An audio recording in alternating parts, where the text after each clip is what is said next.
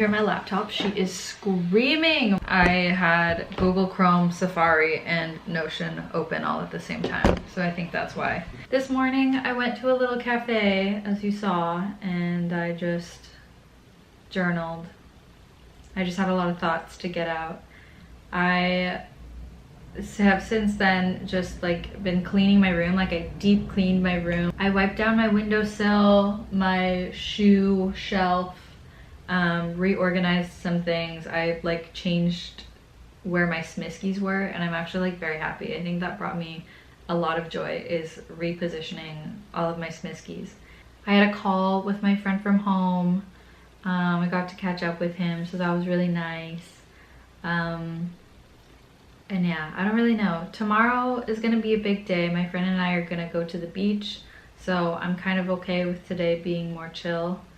I was journaling and really thinking about friendships and kind of my criteria for friendships, like what I like and dislike.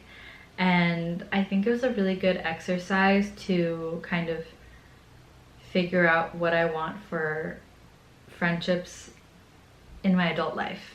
Because up until recently, I feel like a lot of friends were made through just like how often you saw them. And now I'm not in school anymore, so I'm not seeing the same people every day. Like, I really have to make an effort to see my friends and call them and FaceTime them, do what I have to do. So I'm really just trying to figure out how to be a better friend and find out what I want from my friends and maybe how I can give that to them as well. Lately, I've just been getting like these waves of sadness, and that's very hard for me to admit. I don't like it when people know how I feel, but I would like to keep my videos genuine, or at least make them more genuine. And I'm not gonna start just like sobbing in front of you, but like I would like to keep in these parts where I'm just like not at 100% in like doing 50 things in a day and like have the most wonderful, perfect life with no problems at all. So that's where I'm at. Yeah, at least my room is clean. And I just DoorDashed some sushi, so I'm about to eat really good. And I'm gonna watch a show that brings me joy, and maybe I'll read later.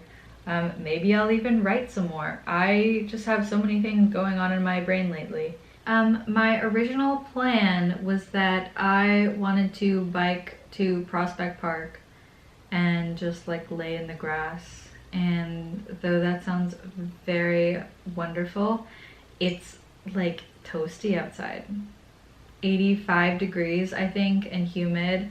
And it's like a 3-mile bike ride. I have not biked more than like 8 minutes at a time here. So I do think that would really up my anxiety today. I also just started feeling like super anxious like the past hour, and like trying to find out what I'm going to do.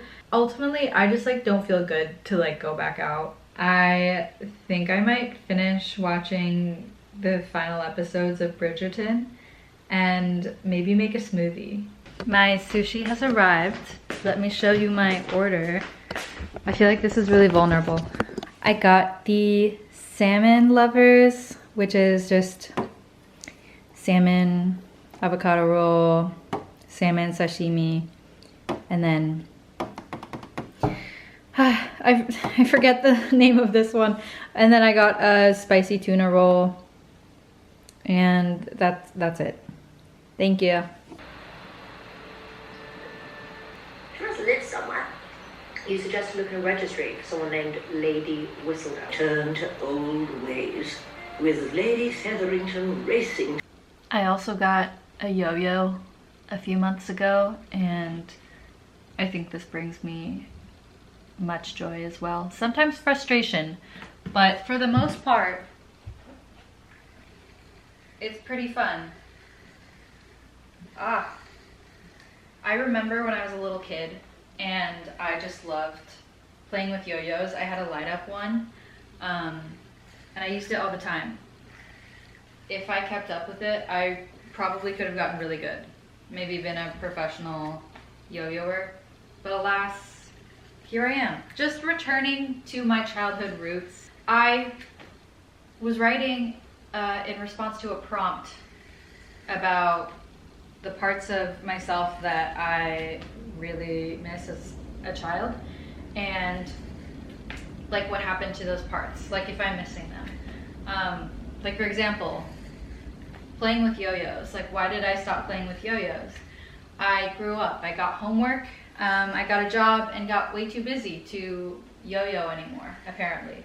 So really just trying to return to these silly little fun things in my life.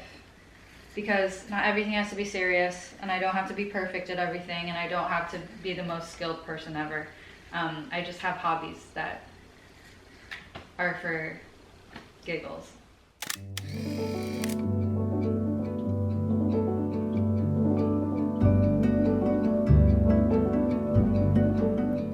I have lived in New York City for almost 8 months now, and it is like nothing I have experienced before.